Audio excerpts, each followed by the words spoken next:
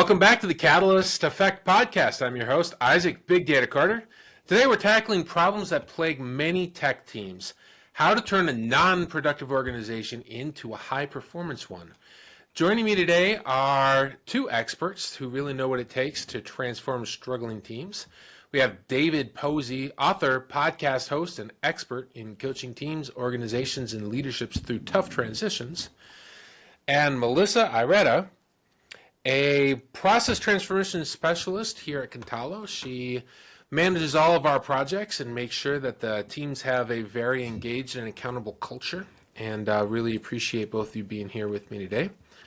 We're going to be breaking down some of the biggest roadblocks tech teams face and the flaws in what I perceive as flaws in modern Agile. So I think if you guys have listened to this podcast before, you all know that I am not a big fan of Agile, at least not the form that it takes in a lot of organizations today. Dave and I had a pretty long conversation about this. And David, it sounds like while you are a big fan of Agile and I am a big critic of Agile, we actually aren't that far apart on our thoughts. I would agree. I think we were in violent agreement that the reason why so many Agile projects fail is because it's not really Agile.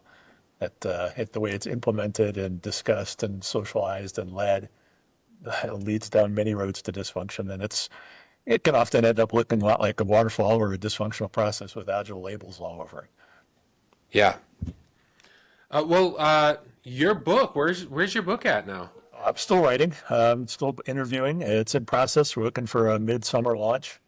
So, nice. Yeah, still looking for exciting people to interview and add to my perspectives on that. But if anybody's interested, loudposey.com/book interview is a link that they can hook up and connect with me about the book.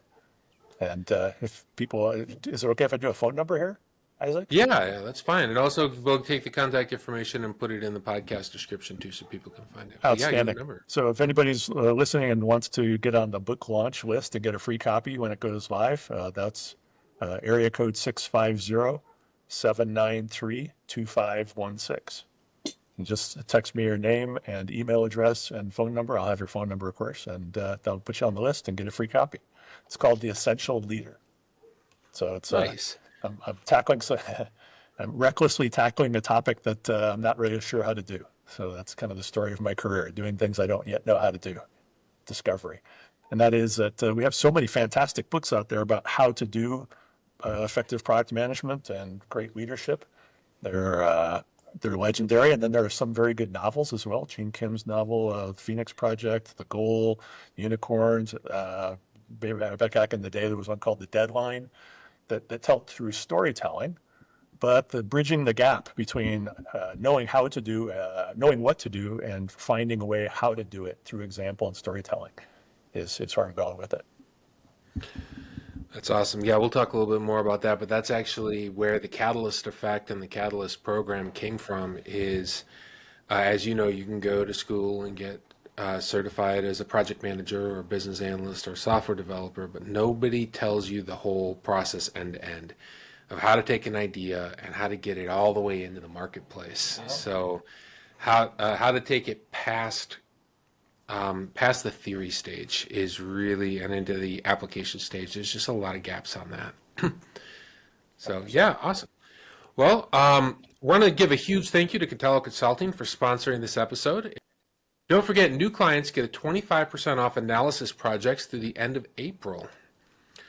All right, so why do tech teams struggle? Melissa, David, you've both worked with a lot of teams. What are the biggest reasons tech teams especially get stuck? Where do you even start, right? You could write a book on it. Yeah, probably stacks of them, right? Probably stacks. I think some of them have already been written. For my money, one of the most common ways for teams to go awry is just not clarity about where they want to end up. They don't have a clear customer or market in mind. The company or organization may not have a clear mission statement or understanding what kind of product they want to deliver to those customers, what kind of problems they want to solve. So if you hand off something that's only half thought through to the team, naturally that's going to be reflected in their work. Yeah, we have a process on that, Melissa. I'd love to hear your thoughts. I was going to say that I am on board with Dave, but I would also like to introduce bottlenecks because sometimes it can happen that the team knows where they want to go, but in the end, their processes don't scale as they're growing. Mm. So you might have a team that is talented, that they're doing their best effort, but when it comes to bottlenecks, they don't know how to solve it. So I would also take that into the equation. Um, I've been, I mean, from previous experience, I can say that the top process pitfalls that I've found in these teams that are not functioning properly are those that the teams are reinventing the wheel daily, like they don't have clear workflows. No one knows who's responsible for what, meaning there's no ownership in them. Or one thing that I know they will be very familiar with is when they're having too many meetings or they're being too ritualistic, right? Like they want to follow rituals because most of tech teams follow Agile. So some are just very into the ritual, but not into the purpose of it. So I think that's something I can add to it. You want to Yeah, start with media? I'm sorry, Isaac, go ahead. yeah, that's the reason why we put the discovery first. So at Cantala, we don't do an analysis. We don't do anything until we know the business purpose. What are you doing? Who are you doing it for? What's your goal and why? And we don't charge for that. We I don't want to take on Dave. I have a really low tolerance for failure. And something I learned early in my career, people would come to me and say, "Hey, our tech teams are 7 months behind due date." And every time they give us something, it doesn't work. It doesn't meet our needs. So I bring the tech team and the dev team and I bring the business team in the room and I give them each a piece of paper. And on each piece of paper it says when will define it, because that's always the question. When will it be finished? And I say define it. Give that to the business team. Give that to the tech team. They write it down. They never match. The business team's definition of what they're trying to build and the tech team definition of what they're working on is never the same. And then when you define finished and have them fill that out too, the business team is always 100% done, no bugs, no future development necessary. I don't want anything until I have everything. And the dev team, well, they know that's unrealistic. So when you say when will it be finished, and then you have a complete misalignment on it and finished, the answer is never, right? Right.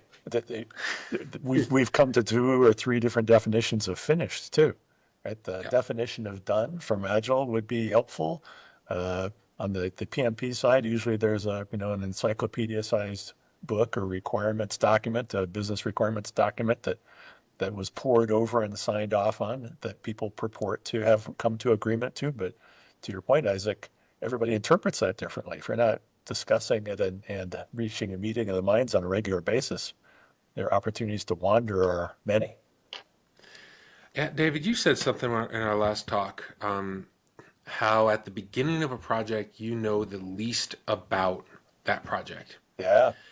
And at the end or middle of the project, when you know the most, the requirements are already firm.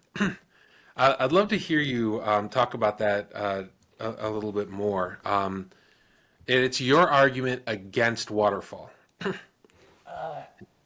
So, in fairness, I think, yeah, I was pretty hard on waterfall in our conversation, and that's Yeah. because it has been such epic, a number of epic failures associated with it that people blame on the process. But one of my favorite authors raised a point recently on LinkedIn about how waterfall is not that bad as long as you use very small batch sizes.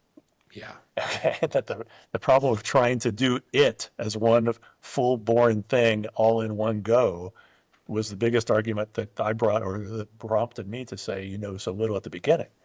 Right? These Mm. BRDs are often written before you have a complete understanding of what problem the customer is trying to solve. What's the market like? What's the technology going to have to be to support that? Where will all of those key questions that would otherwise give you perfect detail that you could go off and execute against, you know very little about at the outset.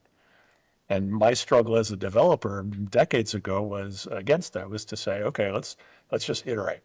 Let's just study a little bit, talk to the customer, get an idea of the most important thing they want, go off and design a little, code a little, test a little, hand it to them and say, what do you think?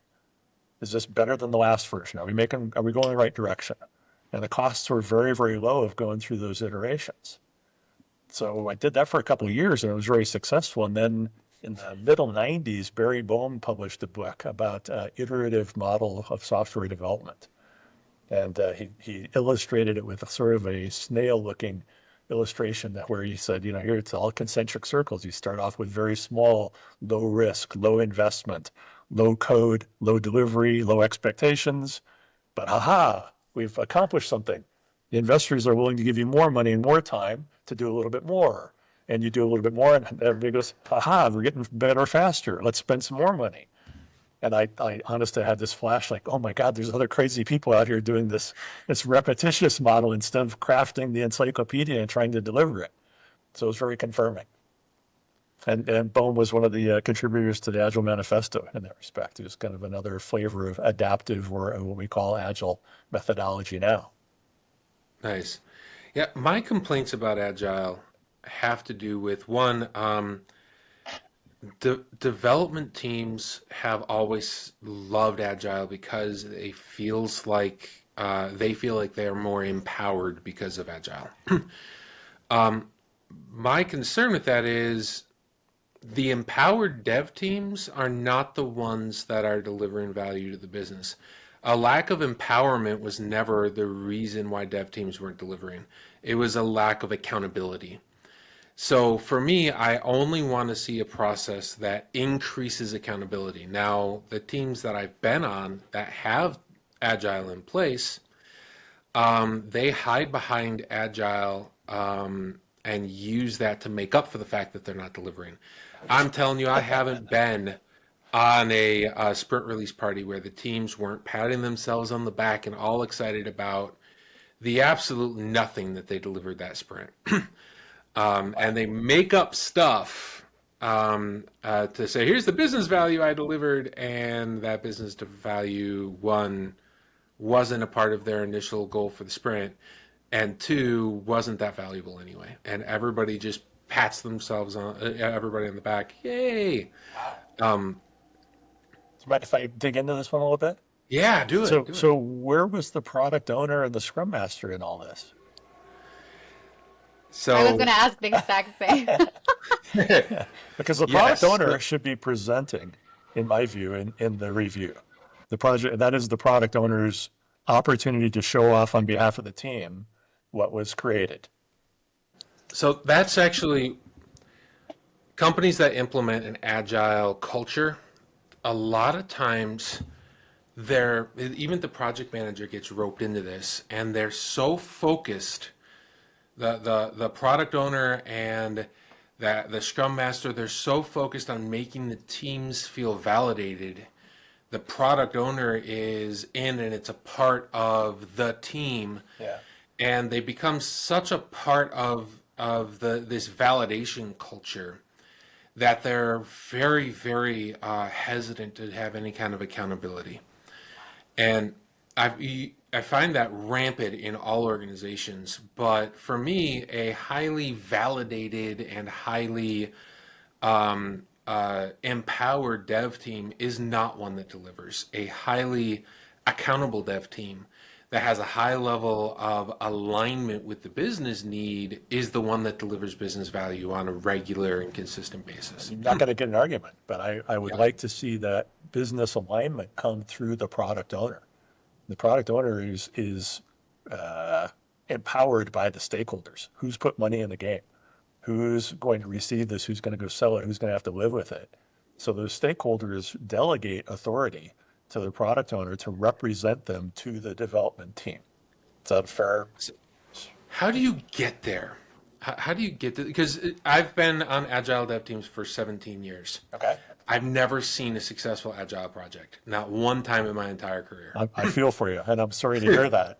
But I have seen many that have been successful. So how do you get there? What are those characteristics? Well, it starts with these fundamental agreements. I mean, if we were trying to work it out as a working group here, the three of us, And we could kind of figure out, what do we agree on? Do we agree, for example, that the product owner should have that delegated authority and responsibility, that they are essentially holding the bag for the accountability of the team? Absolutely. Okay. And the product owner's toolkit, the biggest tool in their tool bag is the ability to prioritize the backlog. Is that a fair statement too? Oh, Okay. yeah. So in so doing, they are directly influencing what the team is going to work on. Now, the team is not, they don't feed the team work. They don't say, you're going to do this and then that and then this other thing. That's not how that negotiation is supposed to go. But by offering high value work to the team, they can influence the direction. Their objective is to optimize the value of the work that the delivery team does, in a nutshell. Good so far? Yeah. Okay. Yeah. So, so how do you get that? Well, those stakeholders are going to have that conversation and make explicit their expectations, what they're going to hold the team accountable for, so that that viewpoint is represented in, especially in planning and in the review and in the retrospective. The product owner is probably not in the daily scrums, right? We've got to come back and revisit the statement about too many meetings, because I might have heard that one 2 or 3 times before. Yeah. It's always different. So, all right, so what does the delivery team own? They're accountable for doing the work. They're pounding the keys, however you want to describe it. They're taking items off the backlog and doing whatever's necessary to complete them in the scope of the sprint, to create an increment of value that could plausibly go to production if the company's environment and systems go that direction. Now, you can imagine if they were working on a website and they were adding a new feature, they would add a feature that could add value to the site. Get that done in a sprint. Yeah? Yep. Okay. And then just last, the Scrum Master, what do they do? It's always a mystery. Some of these companies have no idea. And then we have no idea what they're supposed to be doing, so we let them go. Yep. It's a good thing you didn't apply that to all the job titles that you don't know what they do. It might be an empty box around here, but okay. The Scrum I Master, wanna, also, please, Captain. no, I just wanted to say something that caught my attention from the beginning of what Dave was saying, like on the agreement. What do we agree to do on? And I think that that's something that is lost from Agile these days, because people take Agile by the book sometimes, not realizing that Agile was made in order for teams to work the way they need to, how it best suits them. So it might be that some teams do not require certain things more than others, or depending on how big they are. So I think that that's part of what caught my attention on what Deb said, and what I think makes Agile or an Agile team successful, Isaac. If you really make sure that everyone is in agreement of what's going to be happening with that product, I think they're heading towards success. I like it. So, Melissa, we do a lot of delivery work where our client comes to us and asks us to build them a specific thing, and they care about three things and three things only. What am I getting? When am I getting it? And what is it going to cost? And so, in a job shop like what some of our work is, even when we're doing through our venture fund, when we're taking investor dollars and launching a MVP or an MMP, I need to know this is the scope that I'm getting, this is when I'm getting it, and this is how much I'm paying for it. So for me, those are the three things that Agile doesn't answer, and if they do, they don't answer it well. Melissa, you've implemented some what I think is a good middle ground there, where when you tell me you're going to have this on this date for this cost, our projects when you first came in, they were all red. But now if things go yellow, then it's interesting. That's the difference now. We don't have anything going in red.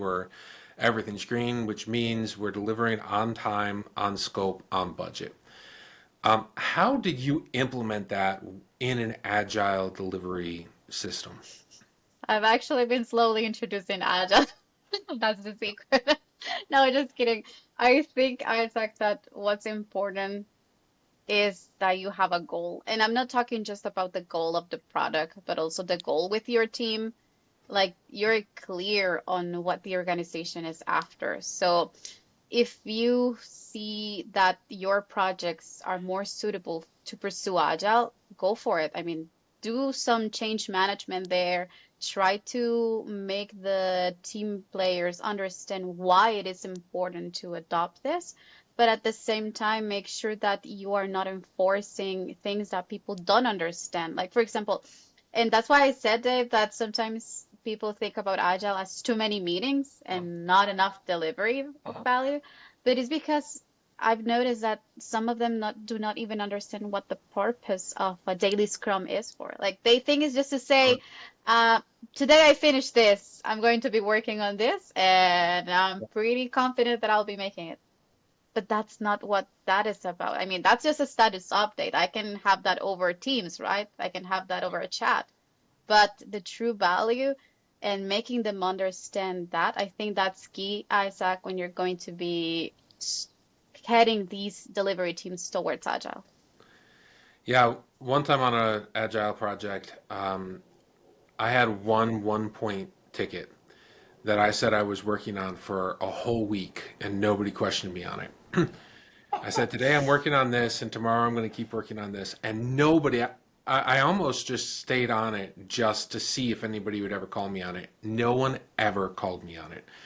And that's what I'm used to seeing in an agile team. For me, when I'm running a project, I'm saying, Greg, yesterday you worked on this. Did you complete it? Yes. Are you working on this today? That's what I need to know So is, that's not agile, and that's not a scrum master that's doing that, right? That's a project manager or yeah, an engineering manager sitting on their engineering team doing the same things they used to do in waterfall and calling it agile. yeah. So for me, I want to know, what are you doing today? When is it going to be done? And I want to know to the hour for me, because if somebody will slip by 3 hours on something, they'll slip by a month. It's like Dave. I'm sure you've seen people start to slide their tires on the snow. In If they Utah, hit the yes, if they hit the gas, bad things they're happen. not going to increase their speed. They have to stop, reassess the situation, and then apply velocity slowly. So for me, I don't care. Like I don't. I want to know. 3 hours after they're late, I want to be on it. I want somebody to hit the red button and tell me so I can come and help. And if I say, what did you work on yesterday? What did you work on today? Do you have any blockers? I'm not getting that. Fair. So, Melissa, do you want to tackle this one, or you want me to jump in? No, no, I can add on. I think that it's like that what you're after is project management status, and that is valid. That's completely valid. But if you're also talking about how you want to have Agile in your team, you can still have these meetings. And I would reframe questions. This is was something I was thought. Instead of asking, what are you doing today or what you plan to finish today, ask them, what value did you add to the product? What value are you planning to add to this product?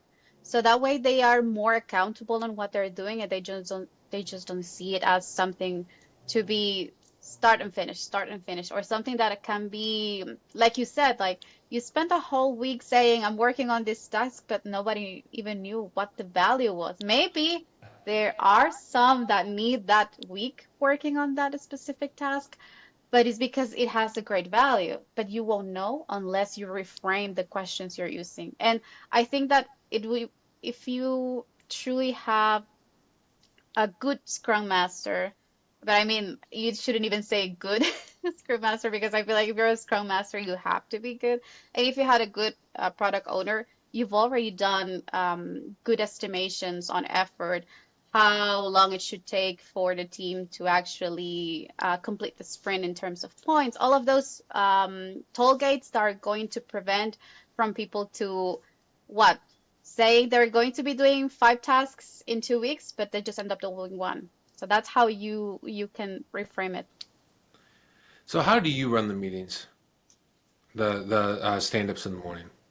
Me? Or do I train Scrum Yeah, Master? go ahead, Dave. How do Sure. you Go run the ahead, stand-up Dave. in the morning? So we go around the room, each person goes in a random order, and I ask, what did you get done since we met last to move the team towards our sprint goal? So what did you get done? I don't want to care what you did. I don't want to know about your daily diary. I don't know What did you complete? what did Yep. you get done? What did you move to the done column on our Kanban board?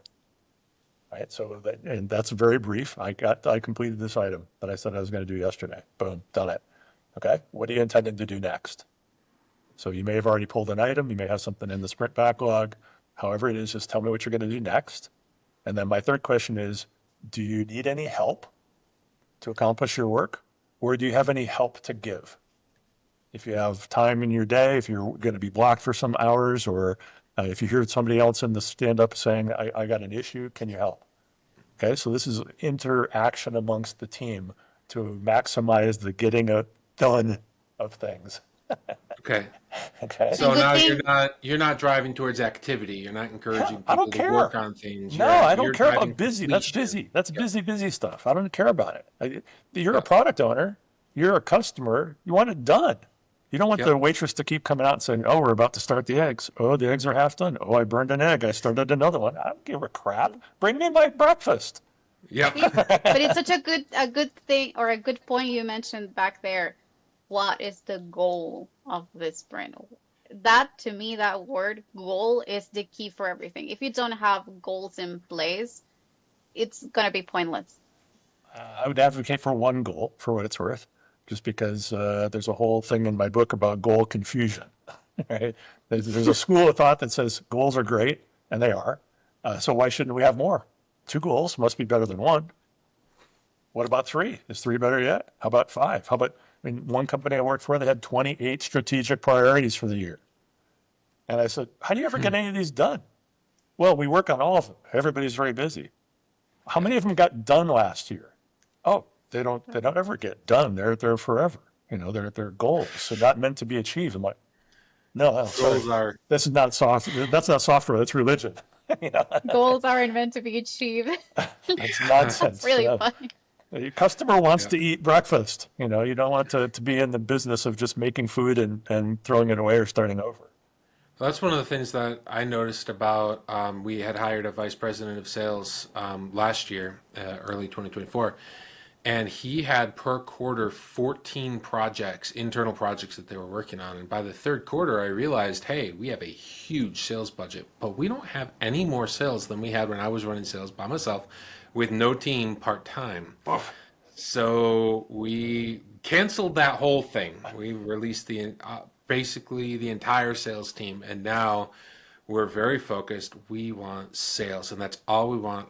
We want happy customers and new revenue. And if we have to do a project to get there, then I need to know the goal of the project, the budget, exactly what's going to happen, and I need buy-in from the rest of the company that we're going to do that project. But otherwise, 12 projects every quarter with no resulting sales, that's ridiculous. Nobody keeps doing that. As it should be with a development team that's pumping away story after story after story, but no features, no actual release to the customer. Who cares? Where was the value? And that's where the product owner would be jumping up and down. They wouldn't have that. But I have to ask you, because we and I bumped heads, Isaac, on our first call about the sort of desire for predictability.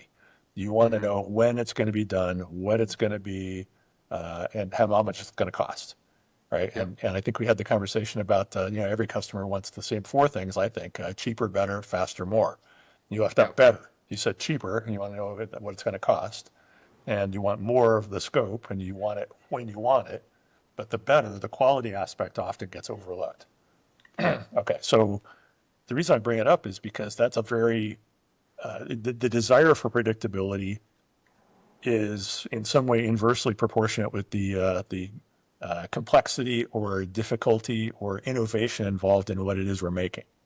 So for whatever reason, I'm like the butterfly or the moth drawn to the flame of very innovative, cutting edge, bleeding edge, sometimes impossible projects. If I'm working on something that we've never done before as a Yep. company, or better yet, if nobody's ever done it before, but we think it Yeah, ought to you're be in R&D. possible, Yeah. we're in R&D, and if you're asking me for a deadline, I only have two choices. I can lie or I can guess. I can tell you for sure it's going to be done in a year and just hope like hell that I have something I can show. Or I can guess and be held accountable for my guess. And that's a rough way to live. So Agile prevents that by going the other way and saying, well, maybe we should start by tackling the uncertainty and use a cumulative flow diagram and cycle time to measure how we're chipping away at things. Now, we don't have the goal. We don't know what it looks like until it's more done. So, but you Sure. start anyway in R&D, right? If you want an aircraft, you better start building something that's meant to fly, not to run on tracks, for example. Yeah, and I think we handle that with our analysis phases. So we do a discovery phase and say, okay, what do we know? What problem are we solving? Do we know that we can solve it? And specifically, we're saying, do we believe we could solve it in 12 to 14 weeks? And then break down how are we going to do it. And at that point, we're saying this is what we know, this is what we understand. We're going to discover more later, and that can be in another phase. But for this phase, I need to know exactly what we're going to deliver, how we're going to deliver it. And Melissa, you know we use the prototypes a lot. So we'll grab a team, we'll do a hackathon. If there's something we don't understand, I don't estimate it, I don't quote it, and I don't demand any type of timeline on it. We go and we figure out how we're going to do it. And then once we know it, then we scope it out. But I'm not going to promise a customer I'm going to give you this for this amount of money if I don't know that I can do that. That's a relatively rare form of maturity. I just want to applaud that judgment of not trying to be the precision estimator of things that are unknown. Yeah, no, you can't. It happens a lot. I'm just saying, and the bigger the company, the more prone they are to do it, because the differentiation at the higher levels between known and unknown gets very blurry. They think everybody knows everything, or it doesn't matter. I'm not sure exactly why. Yeah, I think there's a fine line. You can absolutely schedule and organize creativity. You can absolutely do it. You have to have a framework for it, but it can be done. Tell every successful book agency out there that you can't schedule creativity, and they will tell you you're wrong. There's a schedule behind all of this stuff. However, you can't do it. You can't invent something new on a schedule every single time. You have to say, this is what I know, and then deliver something based off of what you know. You're going to learn something new. For example, we're doing some pretty exciting things in the prop tech space right now. So we knew that there was a ruling about commission splits, that listing agencies can't do that anymore. All right, cool. We have to connect to an MLO, a multiple listing office. We have to pull that data down. And then we have to say, okay, these are the listings. Real estate agent, give me the listing, the commission structure for this. Awesome. Cool. Meanwhile, now I know all of the properties for sale. I have a pretty good idea who's buying. I know who's selling. I can use that. I can use that for other things. I could do some really cool stuff with that, and I wouldn't have been able to do that until I completed the first thing. So, doing what you know and don't plan on things you don't know. I get it. That's exactly what you have to do. But I do need to know, how much is this going to cost? This scope we're working on right now. When am I going to get it done? And what exactly am I doing? I need to know those things 14 weeks at a time. That's as far as I look into the future. But I need to know it. I need to know it within 10% accuracy. But I think, Isaac, that in there, what has made our way of delivering things successful is the fact that we are not working in silos like in the past. And for example, we are at the analysis phase, and usually when you're doing, the project management phases, you just get the business analysts to do everything. And usually it's just them. It's just them. But in our case, we do take into consideration the fact that they are not subject expert matters sometimes at certain things. So we bring in the people that can perhaps bring answers to these questions we may have. And with the product you were mentioning that we developed, there were so many things that we didn't know. And we embrace some of the uncertainty in terms of, okay, we won't know if this is successful until we reach this point. Like we were there, remember, Isaac, that we were saying, okay, we're just gonna have to get there and test it and see if it works. So we were embracing that, and I think that's also something that comes from Agile, Isaac, if you think about it.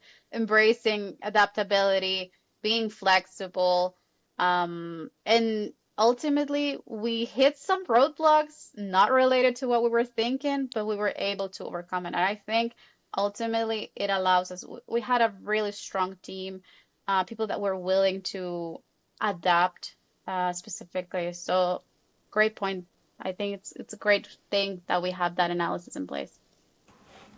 If I could jump on that one too. Yeah. Bas Vadi and Craig Orman, the guys who invented large scale Scrum, have taken and gone beyond Scrum in some ways. And one of them is the why question for product owners, right? That saying, this is what we want, this is what we're going to do, this is what we're hoping to discover, but asking why, telling, knowing on behalf of the customer, why are we doing this? What's the end goal or the next quarter or the eventual thing to be achieved and delivered is huge. And all the way down to the team level, the product owner. I would encourage product owners who are writing or describing, refining stories with their teams to tell them why this is important. And I usually put it in terms of, look, I was a software developer. I'm lazy. Okay, so if you tell me you want this story, I can solve that problem 10 ways by lunchtime. If you tell me you need this story to be fast, I'm going to give you the fast version. If you need it to be maintainable and clearly readable, I'll give you that instead. If you want it to be flexible enough to be repurposed into 6 other potential use cases that you can tell me about, I'll leave lots of room for modifying. Whatever it is you can tell me you want, I'll lean into that direction. But if you give me no direction, you know which one you get? The fastest, easiest one for me. Yep. Yeah.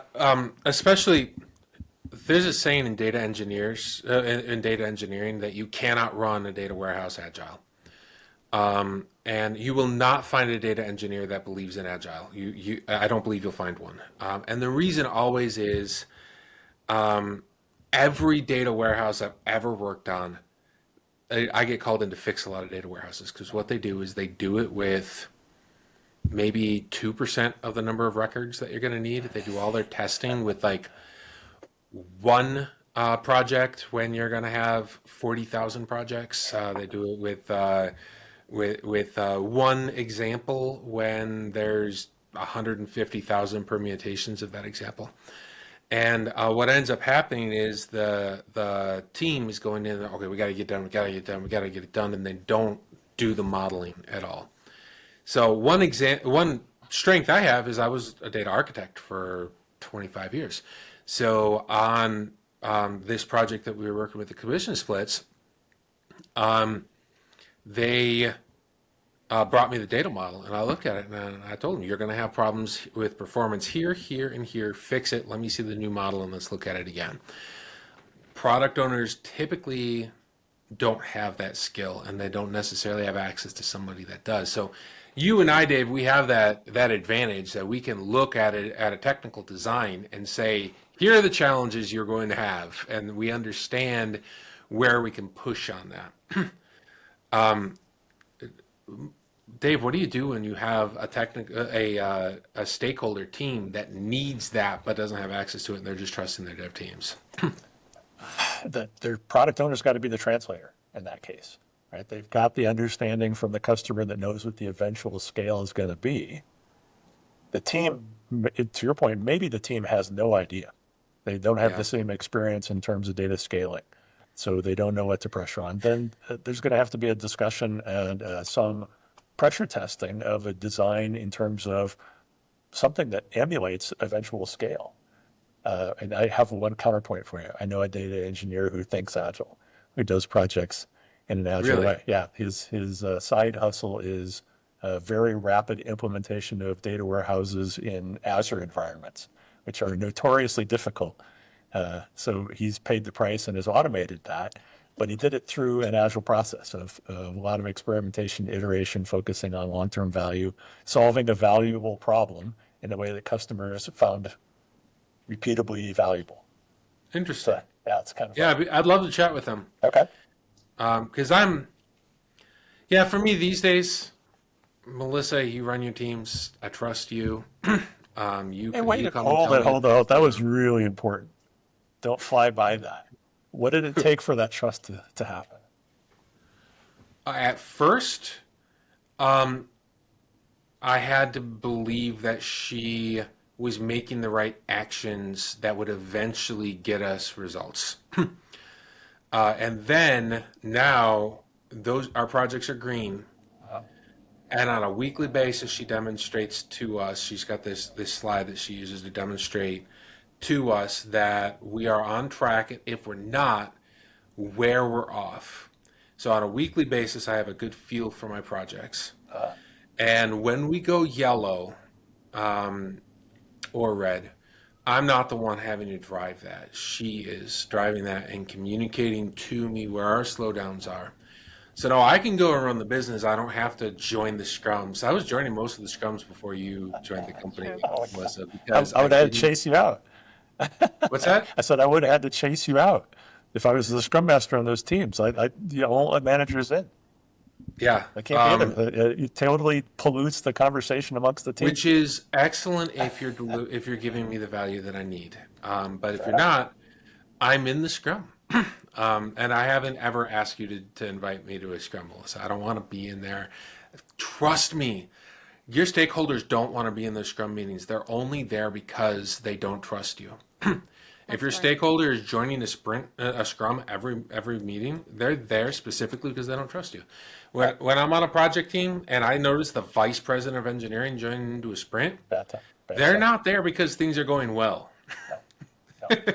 But I'm guessing, Melissa, that you've really leaned in hard on the transparency aspects. This slide is probably backed up by a lot of data and information that's being condensed and translated into the slide. Is that right? Yes, that's what Some I kind of was dashboard? going. Yes, that's what I was going to say that. Um, I'm very into agile thinking. Don't get me wrong. I've always loved it, but I also understand what it is expected in terms of project management aspect, what my stakeholder is needing. I know what ISAC needs. I know what language Isaac speaks in terms of business. So that has been key for me because I remember, Isaac, that we sat down at a daily scrum and you were like, I was seeing your face and you were pale about what they were saying. So I understood from that moment, okay, so definitely some things need to change. But to me, it looked like the team didn't understood what the daily scrum was for. So I was telling Isaac, okay, I'm going to be starting implementing this. And like you said, I am very transparent with him and with the leadership team. I tell them what it takes to get us from point A to point B. And that's something that sometimes doesn't happen. Like they I know that Isaac mentioned something to me early on when we met, is that they were coming to him once the issue was already exploding. Like it was dead. Like you couldn't resuscitate anyone. So that was the main thing that caught my attention. Like, how do you reach that point? Why are you not? Me, I'm not a Scrum Master within Contalo. I'm Project Delivery Manager, so it's a bit different. So to me, that was important. Like, what can I take from Scrum? What can I take from Agile in order to be better at what Contalo needs? Like, how can I make Isaac's lives easier, or how can I make even Vanny's lives easier? He's our ops guy, our ops, so it was like very, very important to do that. And also, like you said, making sure that I backing everything that I'm saying or that I'm sharing, everything is backed up by data. So that's the key. There's three metrics I want every week. What are we spending? What are we getting done? Are we on track for the scheduled delivery? And those are really, really important. I can't go to my customer and say, "Hey, by the way, you're going to have to pay me more money. You're not going to get it fast as you need it, and you're not getting as much as you wanted." Like, no customer is going to say, "Cool, let me write you a check." That's not going to happen. That's not the way the real world works. Right. So, like I was saying, Melissa knows that I need to deliver on time, on scope, on budget. If she uses Agile as a collaboration tool on the back end, that's great. I will tell you another thing.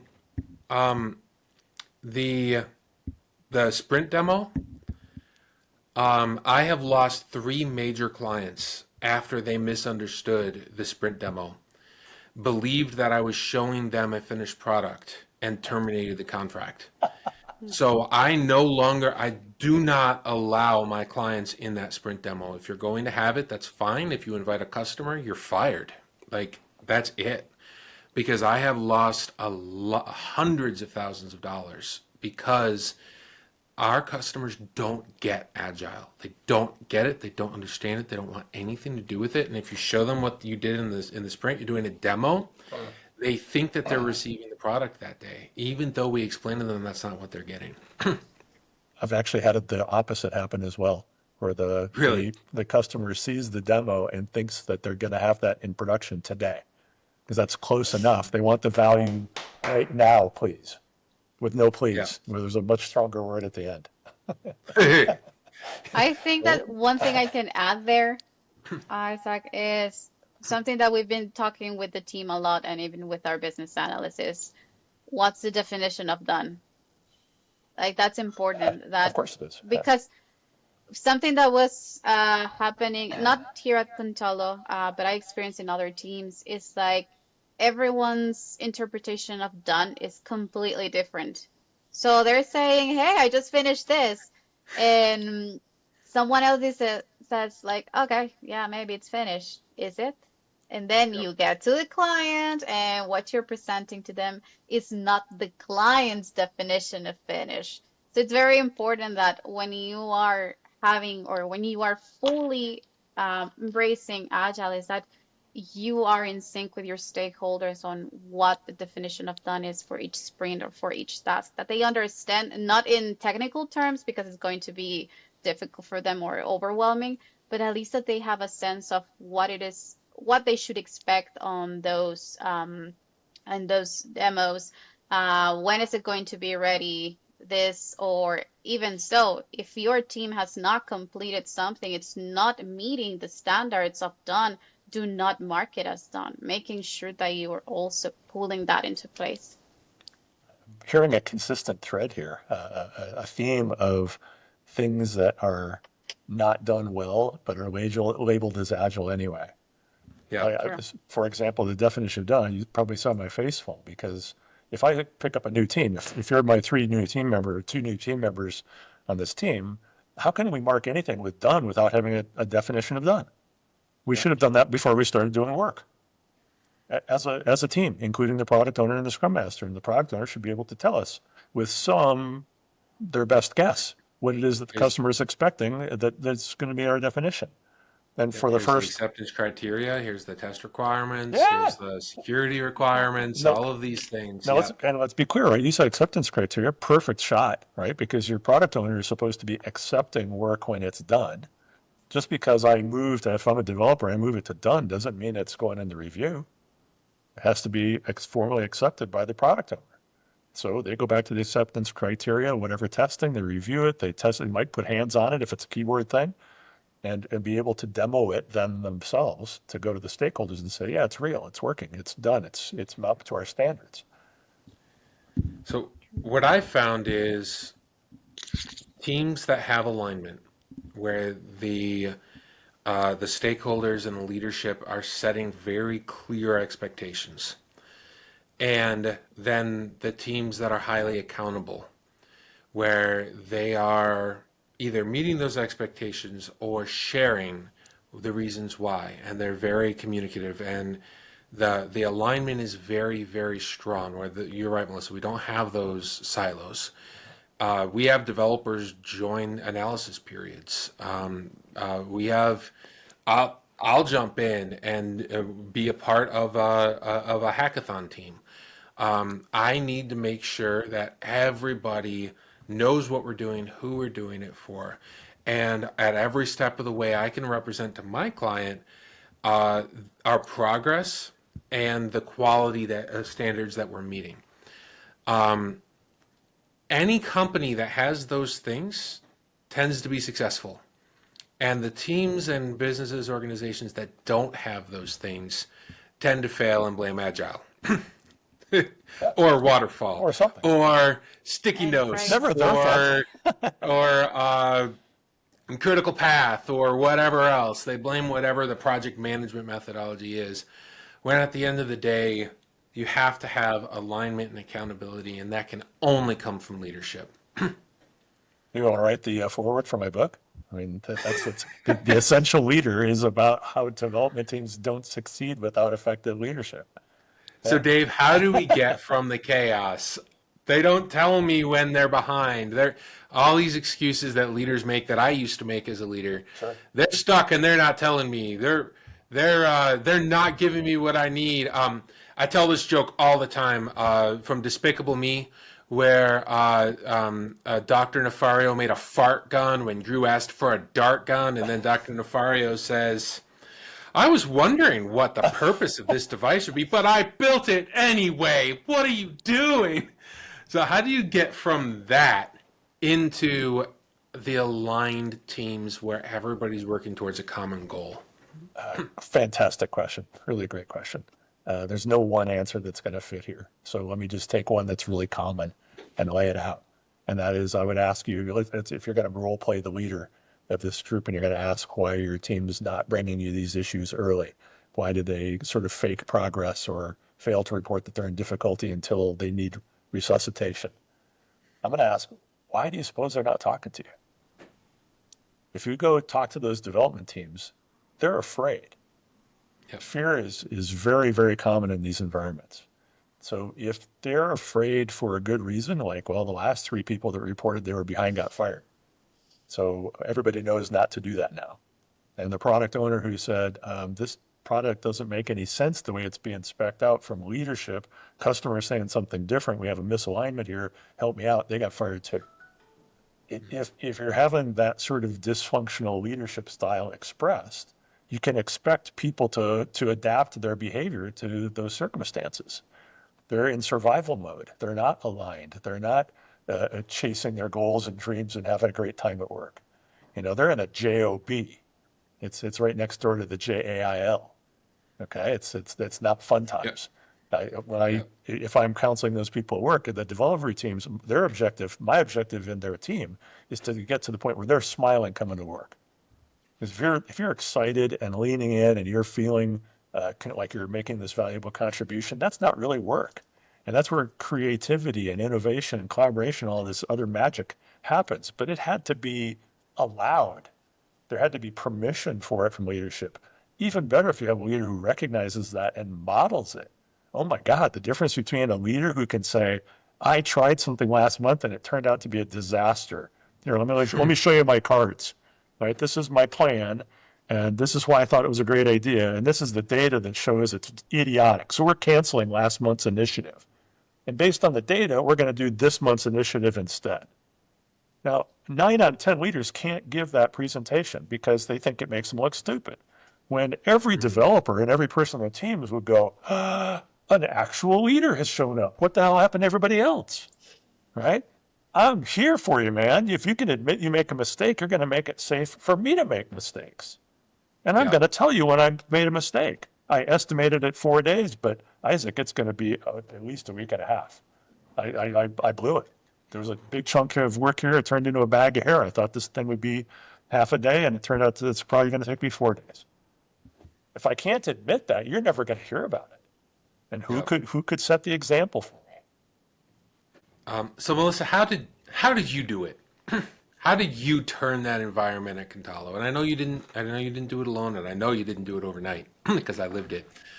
But what was important for you in changing?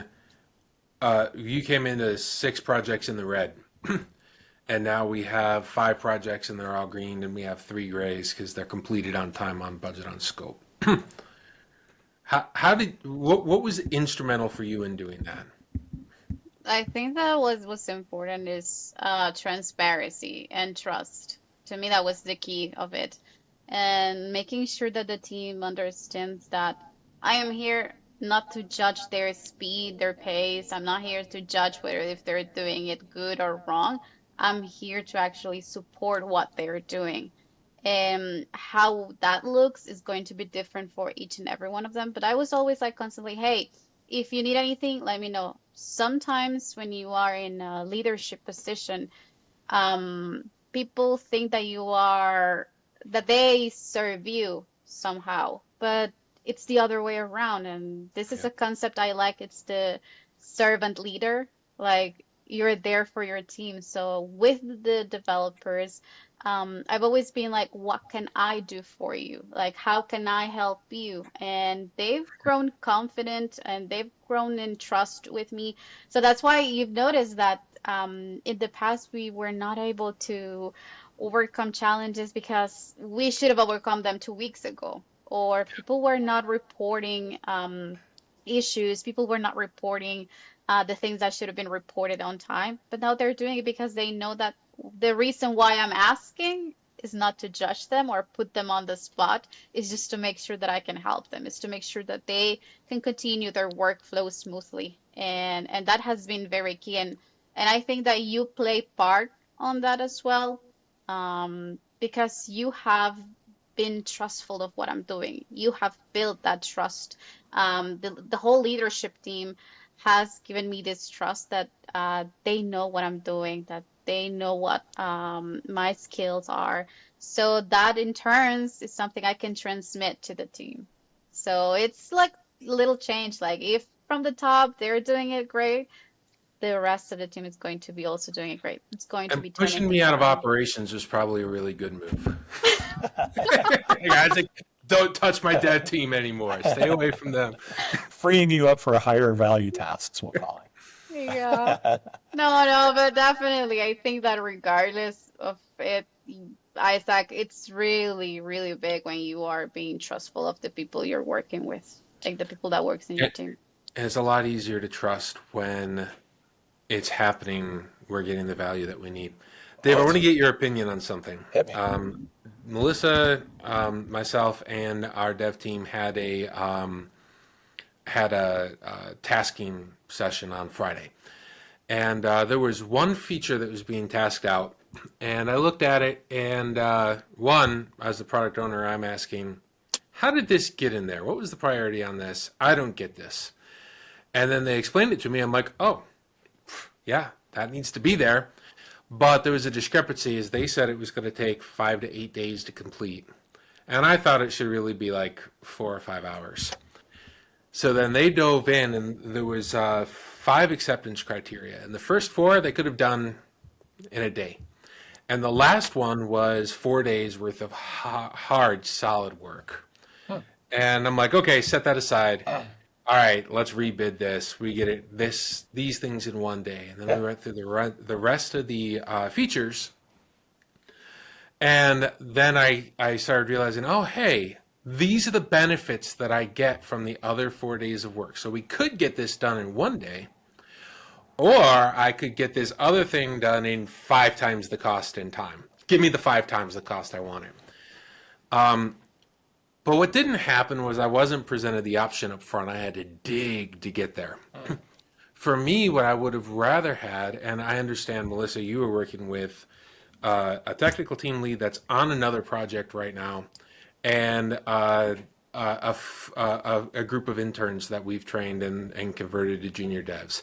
So you don't have a lot of, on this one project, or we're working on a product launch that for me that I'm going to own. So I'm not throwing all my architects on this. But where do we get in the difference where I get, hey, for one day you get this, and for 6 days you get this other thing, so I can make the choice? Sure. So that's blessedly not as common as it used to be, but it still pops up a lot. The key, the way to unlock that situation is to stop right there as you did, and I congratulate you for it. Having the conversation of saying, break it down. Tell me, and the only word that was missing was the why. Like usually, what's happened in my experience is if you have that vast difference, and surely most of you've seen it in all the planning sessions, will be if you're doing some kind of planning, poker, or estimation, somebody will say this is a 1 day task, somebody will say it's a 5 day task, and you always say, all right, one of the people who said it was a 5, tell me why. What are you thinking? one of the people who said it was a 1, tell us why. Why do you think it? And they're usually defining the problem differently. Sometimes it's a matter of experience level. Somebody will have some specific experience that says, I can do it faster. Great. But if it's not that, then it's usually we see the problem differently. So in your case, they eventually won you around. The opportunity is there for you to have a conversation that says, in the future, when we have these kind of things, have the why in mind. Like, why did you bundle these things together to make it a 5-day task? Now that I can see it, it makes sense, but that wasn't clear in your initial presentation. And if I was counseling them instead, I'd say, you should ask Isaac the question of what question should we have asked or answered earlier in the process to draw this out? What was it that you saw in these other work items that made you realize the value? Because you weren't specific about that. I can't draw it out and make an example out of it. But they should figure it out. You can have that conversation of, this is going to sound weird, but how can I be a better developer for you? How can I be a better team member?